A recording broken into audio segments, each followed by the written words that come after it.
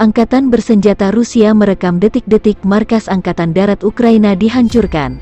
Kendaraan lapis baja dan amunisi Ukraina langsung jadi abu. Serangan udara Rusia berasal dari drone. Drone Orion Rusia dikenal punya presisi tinggi. Serangan udara dilakukan dari ketinggian sedang.